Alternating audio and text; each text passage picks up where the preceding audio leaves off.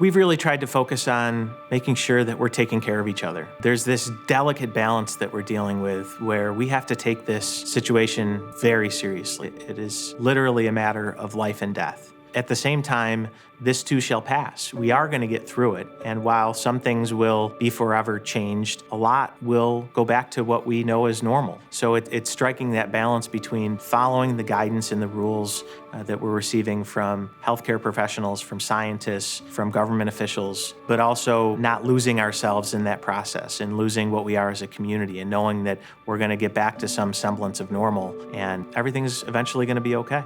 The good news is the vast majority of people are doing the right thing. It's evidenced on the streets where there are far fewer cars than there ever were. It's evidenced in office buildings all over the place. It's evidenced in our crime statistics. Our crime has gone down. By and large, the Syracuse community is stepping up and doing the right thing, and we always want to start with that. I appreciate that.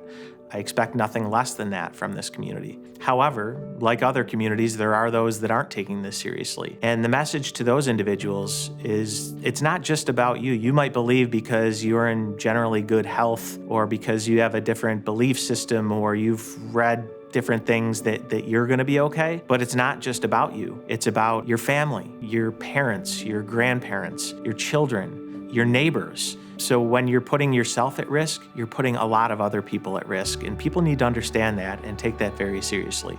In terms of how we as a society are dealing with the health crisis, it's extremely frustrating that people throughout the community, but especially those that are on the front lines, don't feel like they have an adequate supply of basic necessities that they need to protect themselves and those around them. Again, a society that's come as far as we have, you would think that that would be easy. And if we didn't have it stockpiled, the president could snap his fingers and everyone would go to work in producing it. And that bottleneck of critical supplies in a country like ours is something that is extremely frustrating and something that I hope we can avoid ever having to deal with again.